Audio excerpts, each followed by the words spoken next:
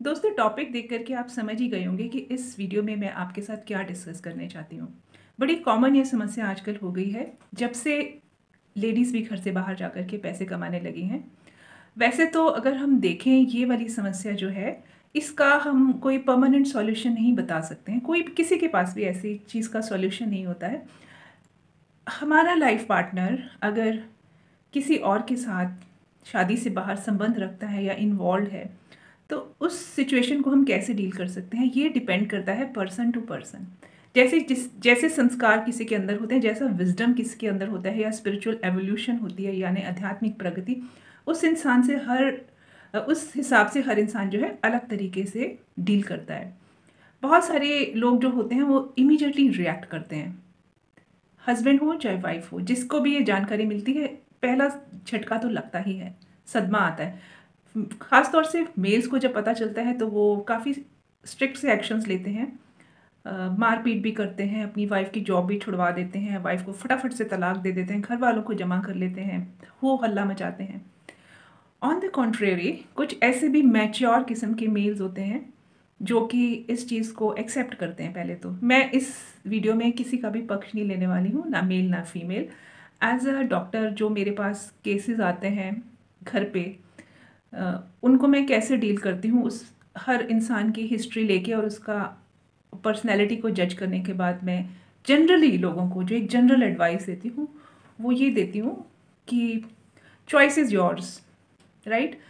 OPDs में, general practice में जब हम बाहर बैठते हैं तो लोग हमारे पास आते हैं कुछ सिम्टम्स से, जैसे कि एंग्जाइटी हो गई, नींद नहीं आ रही, डिप्रेशन है, रोना आ रहा है, मन नहीं लग रहा किसी काम में, कंसंट्रेशन नहीं बैठ रही, जॉब में परफॉर्मेंस अच्छी नहीं है। तो उनको कोई ऐसा क्विक फिक्स सॉल्यूशन चाहिए होता है, कोई टैबलेट दे दें जिससे कि उनकी वो सिम्टम्स जो है ना वो ठीक हो जाए। लेकिन ज़्यादा अगर टाइम लगाया जाए, पेशेंट से बात की जाए, तो धीरे धीरे जब उनसे हम एक दोस्ती कायम करते हैं तो वो बता देते हैं कि मैडम, मेरे स्पाउस का बाहर किसी के साथ अफेयर चल रहा है और मेरे को बहुत कॉम्प्लेक्स सिचुएशंस है, मुझे समझ नहीं आ रहा है मैं क्या करूं।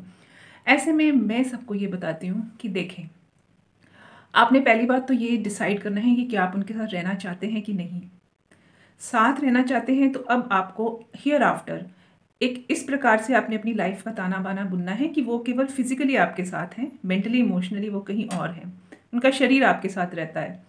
दूसरी बात यह है कि अगर आप उनको छोड़ सकते हैं, धोखा ज़्यादा दे रहे हैं, आपको मारपीट कर रहे हैं, टॉर्चर कर रहे हैं, इमोशनली आपके साथ नहीं रहते हैं, आपको ताने देते हैं, आपकी सेल्फ एस्टीम पे अटैक करते हैं, आपको जलील करते हैं, आपके पेरेंट्स को इंसल्ट करते हैं, तो ये सारे टॉक्सिक सिम्टम्स हैं और आप चाहते हैं कि आप ऐसे माहौल में अपने और अपने बच्चों को ना रखें, तो ये डिसीजन आपका अपना पर्सनल है, डिपेंडिंग अपॉन योर सिचुएशन। आप अलहदा भी हो सकते हैं और इसके लिए आप अगर कोर्ट कचहरियों में जाते हैं तो बहुत लंबा प्रोसीजर है, सेपरेशन का अलग, डिवोर्स का अलग, एलिमनी का अलग केस डालना, और उसमें बच्चे भी काफ़ी सफ़र करते हैं, पैसा और समय की बर्बादी भी बहुत होती है। डिवोर्स मिल जाता है लेकिन एक बड़ा पेचीदा सा मामला है।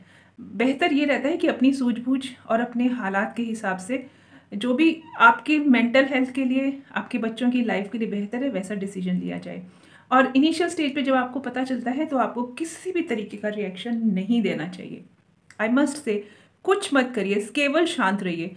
ऐसी सिचुएशन में पॉसिबल है कि आपको बहुत तेज़ सर में दर्द रहने लगे, माइग्रेन रहने लगे, बीपी बढ़ जाए, किसी काम में मन नहीं लगे, क्योंकि एक सदमा लगता है ना। लेकिन अगर आप रिएक्ट करेंगे तो उससे कुछ होने वाला नहीं है, क्योंकि बात जब बहुत बिगड़ जाती है तभी बाहर आती है।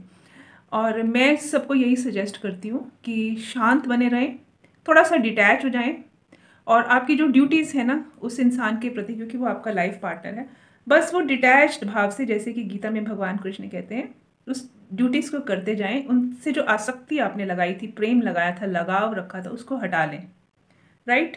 हटाने के बाद अब आपने अपने को किसी ना किसी से तो अटैच करना है ना।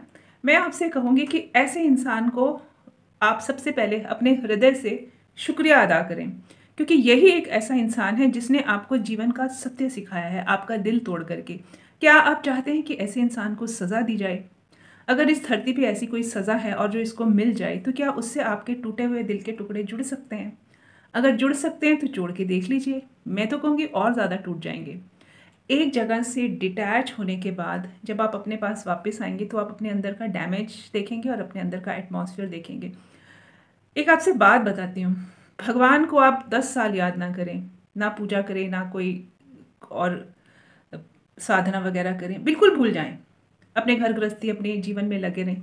10 साल बाद हृदय टूटने के बाद आप आंख बंद करेंगे ना, आप पाएंगे कि भगवान आपके भीतर ही है। आपकी और उनकी दोस्ती में कोई फर्क नहीं पड़ा है, वो वैसे ही आपके लिए अवेलेबल है जैसे हमेशा थे।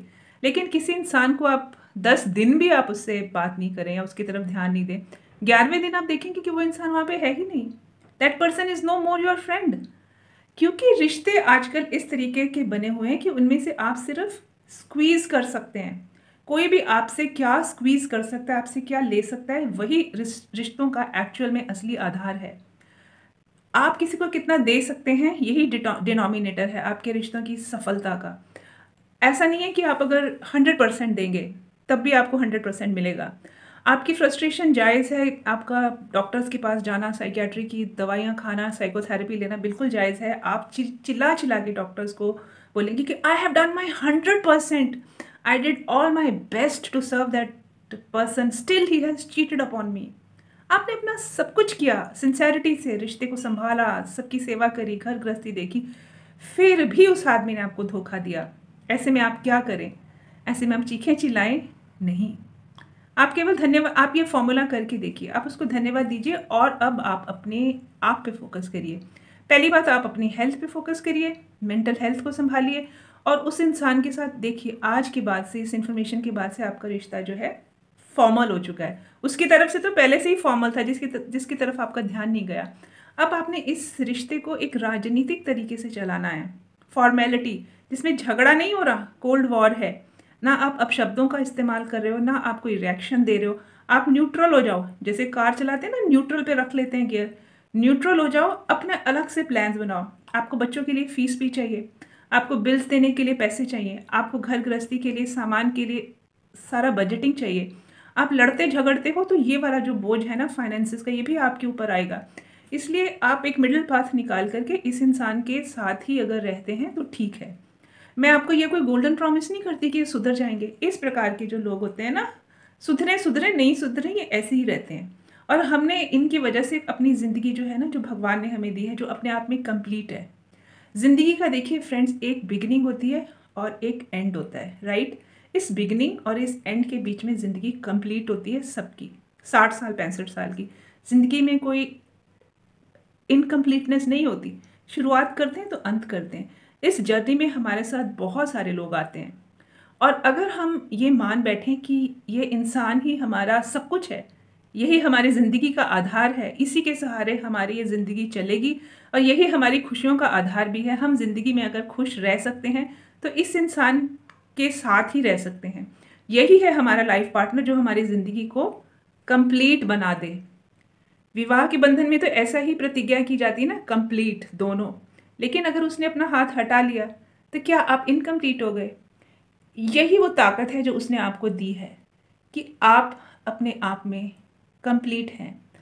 आप अपनी ज़िंदगी को अपने हाथ में लीजिए, अपने बच्चों की ज़िंदगी, मेंटल हेल्थ अपने हाथ में लीजिए और आप अपने हृदय को ईश्वर की तरफ जोड़िए और ईश्वर का धन्यवाद कीजिए कि बहुत कम समय में ही उसने आपके अंदर एक अवेकनिंग जगा दी, आपकी स्पिरिचुअल प्रोग्रेस करा दी, आपके अंदर एक आध्यात्मिक ताकत भर दी कि आप किसी इंसान से बिना रिश्ता तोड़े, किसी इंसान को बिना धोखा दिए भी उस इंसान के साथ निर्वहन कर सकते हैं, उसके साथ जी सकते हैं, उसको बिना कोई सज़ा दिए आप उसको उसके अपने कर्मों पे छोड़ देते हैं।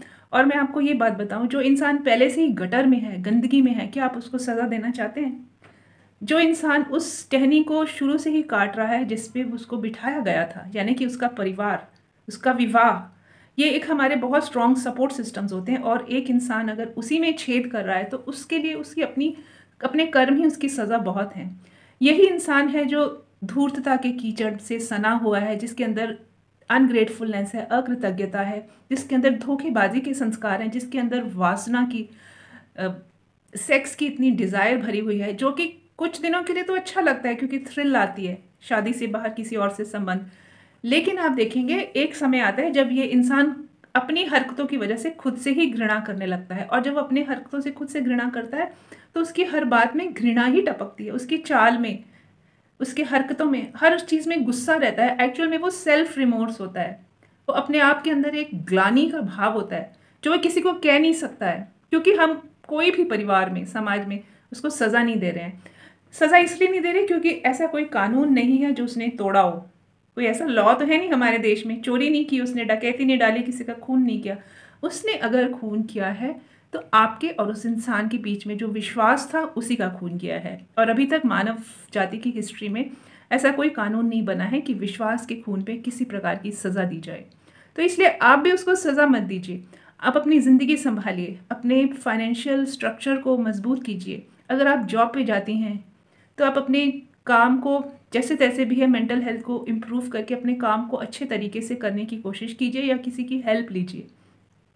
सेल्फ हेल्प की किताबें पढ़िए, लेकिन तमाशा खड़ा करके समाज में बाहर जाकर के, अदालतों में जाकर के, जो कि आजकल नंबर ऑफ केसेस बहुत बढ़ भी रहे हैं, मामला जो है बहुत पेचीदा हो जाता है। उस समय लगता है बदले की आग दिल में दहकती है कि ये नहीं, हम इसके साथ नहीं रह सकते।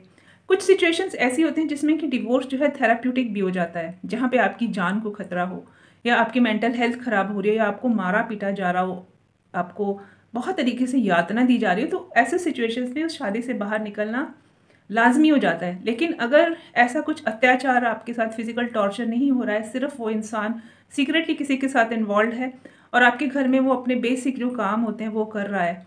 मोस्टली ऐसे केसेस में जो लेडीज़ होती हैं, मैंने देखा है, वो अपना जो हाउस होल्ड वर्क है वो ठीक से नहीं कर पाती क्योंकि उनका फोकस नहीं होता है। तो ऐसे में आप क्या करें, मैं अपने मेल पेशेंट्स को भी सजेस्ट करती हूँ कि लेट हर बी, वो जो करिए उसको करने दो और आप घर में एक डोमेस्टिक हेल्प लगाइए। मेरे बहुत सारे पेशेंट्स हैं जिन्होंने आके मुझे बताया कि उनकी वाइफ उनके बॉस के साथ इन्वॉल्व है, तो उन्होंने फुल टाइम एक मेड रखी है जो सुबह सुबह आती है, बच्चों का खाना बनाती है, बच्चों को स्कूल छोड़ के आती है और घर की देख रेख करती है। तो और ऑन द कंट्रेरी जो फीमेल्स हैं वो ठीक है, हस्बैंड को बोलती हैं कि तुम पैसे दे दो फीस के, बच्चों के सारे घर गृहस्थी का, और वो अपने को मजबूत करने की कोशिश करते हैं। लेकिन ये जो आप सोशल मीडिया पे देखते हैं, फिल्मों में देखते हैं कि एक हैप्पी कपल्स हैं, हॉलीडेज़ की फ़ोटोज़ लगाते हैं, ये सब फ्रेंड्स, आप उनकी सच्चाई नहीं जानते हैं कि वो हैं क्या और दिखा क्या रहे हैं। और ऐसे सिचुएशन में आपको भी एंग्शियस होने की, डिप्रेस्ड होने की कोई ज़रूरत नहीं कि आपकी फैमिली की ऐसी कोई फ़ोटोग्राफ्स सोशल मीडिया पे आप नहीं शेयर कर सकते या पिकनिक्स नहीं होती हैं। सबसे ज़रूरी होता है ज़िंदगी में ज़िंदा रहना, अपने बच्चों को ज़िंदा रखना, उसके बाद ज़रूरी होता है हेल्दी रहना और आपका इस धरती पे आने का जो पर्पज़ था, which is essentially God realisation, ईश्वर की अनुभूति करना, आप उस पर फोकस करिए। एक स्टेज ऐसा ज़रूर आता है कि जब इंसान को इसके अपने कर्मों का फल मिलता है तो आप उन कर्मों के फलों को देखने के लिए ज़रूर जिंदा रहिए। इनके कर्म ही इनकी सबसे बड़ी सज़ा है, राइट। और मैं तो आपसे इतना ही कहूँगी कि आप इस धोखे को आप एक अपॉर्चुनिटी मानिए, opportunity for your spiritual growth, और उस इंसान का धन्यवाद अदा कीजिए कि उसने आपको जगा दिया, जिस गहरी नींद में आप सालों से, दशकों से पड़े हुए थे। और इस पर्टिकुलर इंसान की जो धोखेबाज था, उसकी रियलिटी से अनजान आप उसकी रात दिन सेवा कर रहे थे, इसके ख्यालों में डूबे हुए थे, इसके वेलफेयर में डूबे हुए थे। आपने अपने ख्याल वहाँ से हटा के अपने ख्यालों को, अपने दिल को ईश्वर के साथ जोड़ना है। इसमें उम्र कोई मायने नहीं रखती है। शायद यही एक रीज़न है कि आजकल के जो युवा हैं वो विवाह करने के लिए ज़्यादा इंटरेस्टेड नहीं है, बिकॉज वो कहते हैं कि हम अपनी ज़िंदगी में ये और नई उलझने पैदा नहीं करना चाहते। हमने अपने माँ बाप को, अपने अंकल आंटीज़ को बहुत गंदे तरीके से शादी में स्ट्रगल करते हुए देखा है, लेकिन वो इसलिए वो किसी और पथ पे निकल जाते हैं, जिसके बारे में हम किसी और दिन बात करेंगे। आपको अगर मेरा ये सजेशन ठीक लगता है तो मुझे कमेंट बॉक्स में ज़रूर बताइएगा। और अपनी मेंटल हेल्थ, फिजिकल हेल्थ का बहुत बहुत ख्याल रखिए। हमेशा याद रखिए कि ये ज़िंदगी परमानेंट नहीं है। इस ज़िंदगी के सफ़र में कोई भी इंसान कभी भी आपको धोखा देके जा सकता है। कोई भी हमारा दोस्त परमानेंट नहीं रहता है।